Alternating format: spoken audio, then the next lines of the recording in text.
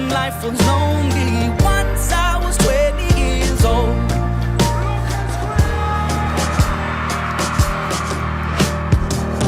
Hi scholars, this video is going to be a little bit different. We're going to talk about a studying skill, and today we're going to talk about flashcards.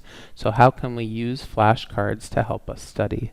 So first thing is, what is a flashcard? Well, it's just a small index card, right, where you write something on the front, you write something on the back, and you test yourself, right, by looking at the front and saying if you can remember what you wrote on the back, or vice versa, right? You can look at the back and say, what did I write on the front? And so we've used this a lot, we could use this in ELA, for example, in learning vocabulary, right? So you can put a word on one side and the definition on the other, but believe it or not, we can also use it to learn math concepts, right? So we can use it for math. So first thing is, before we get into an example of that, very quickly, why should we use flashcards? Okay, so there's really 3 reasons that they could be a helpful study tool for you. The first one is it allows you with a quick way to review your material. Now I know if you guys look in all of your classwork and your homework and your notes and your quizzes, that's a lot of material. So flashcards are a way to take all of this material, paper, all this mess of papers, and actually sort of synthesize it quickly into these cards, right? So it's a quick way to review.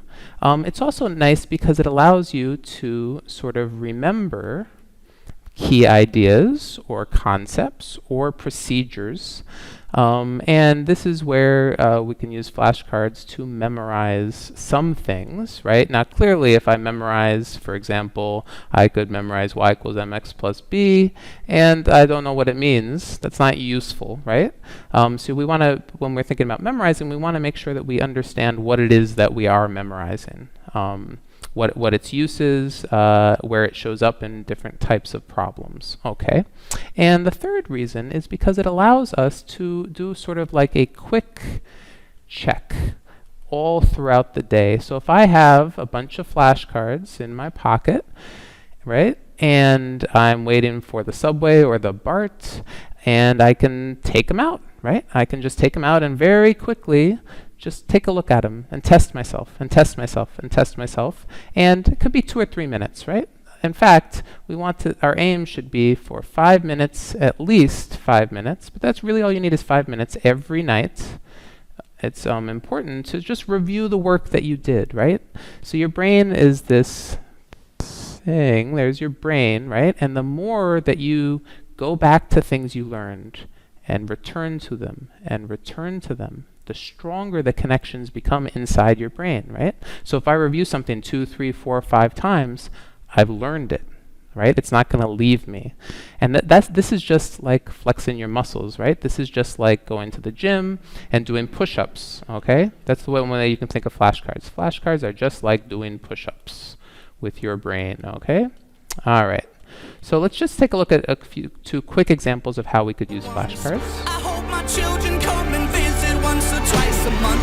Soon I'll be 60 years old. Will I think the world is cold, or will I have a lot of children who can bore me soon? Alright, so now that we know a little bit about what flashcards are and why they could be useful as we study, let's take a look at how do we create them. So how do we make useful flashcards, right, for math, right? And we want them to be useful flashcards.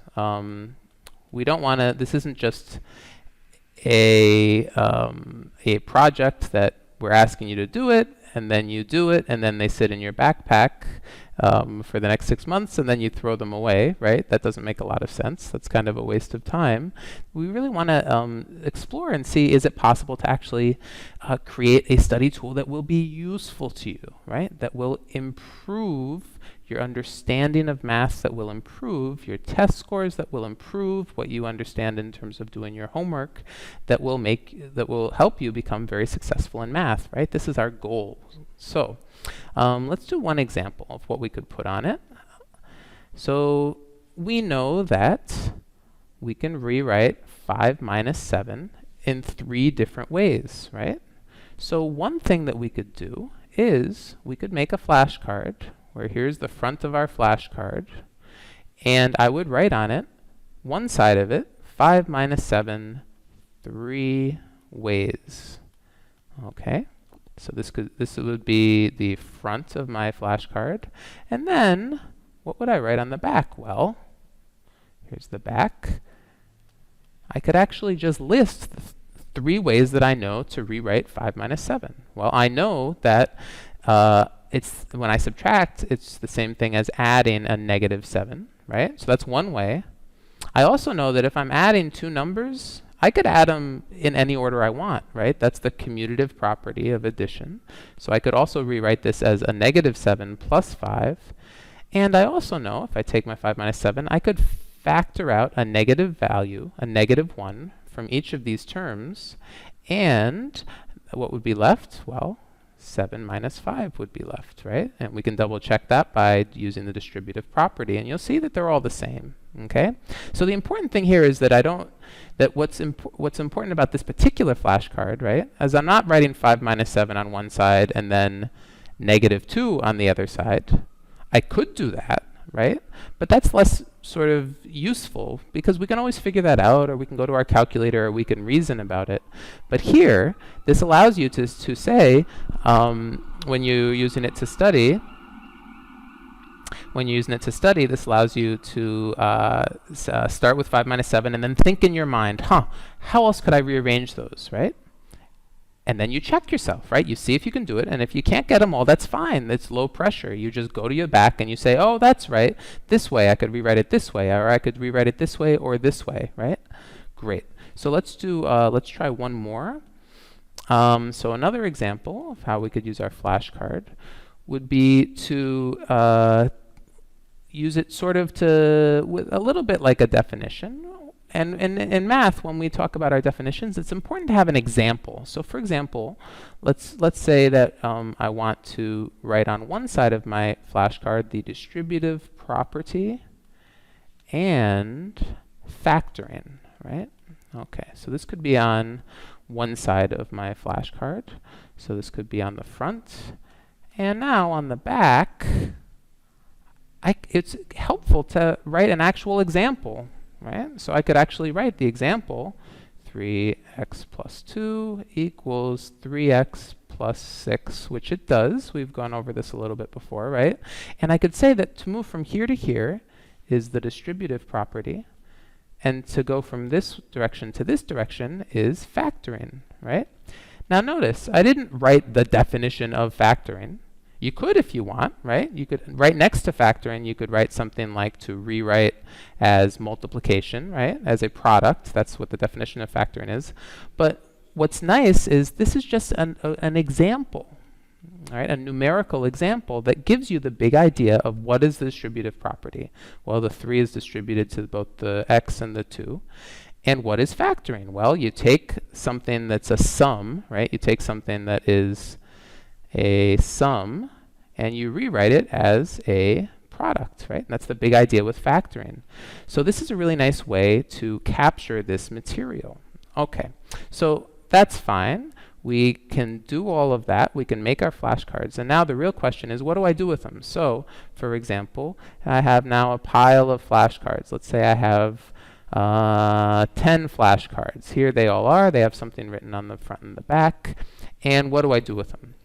So what you don't do is you don't look at them all at once, because you're never going to remember anything. The purpose of this is to use them in a way that'll help you remember things. So here's what you do. You take 2 of them and you test yourself on them. You look at the front and you say, do I know what's on the back? Can I call it to mind, right? And if you don't, you turn over and then you say, oh, that's right, that's what's on the back. Okay. And then you do it again. You do it again. And you get to a point where you can do these 2 flashcards, only 2, right? Very quickly, very easily, no problem. Then what you're going to do is you're going to take a 3rd flashcard and introduce it into the mix. And then you're going to shuffle them all up. So you mix them all up, and then test yourself again till you have all 3 of them in any different order. So it's key, you want to actually mix mix the cards up because you don't want to memorize material just in a particular order, right? Because the material, you want to be able to access it at any time, at any point.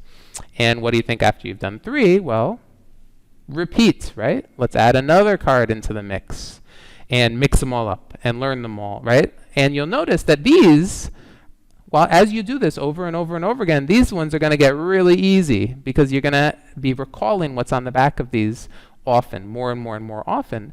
And soon, when you bring in more cards, right? So we could bring in that card, test yourself. Then we bring in this card, test yourself. And soon, all these cards are going to be a little easy. Now you get to a point where you got all 10 of them all mixed up, and you can, if you see the front, you can recall what's on the back, and you can explain in your mind what's on the back. That is good, right? Then you can take those 10 cards and you put them aside. And if we're studying for a test, maybe we have 20 cards total, right? Maybe you have another set of 10 cards, okay? So you do them in groups of 10. So once I have all those memorized, I do the same thing with all of these, the same process that we did over here. And then you have 2 groups of 10, you shuffle them all together, and you have 1 group of 20. And you see, can I do this front and back, front and back, front and back, right? So this is how we use flashcards to study.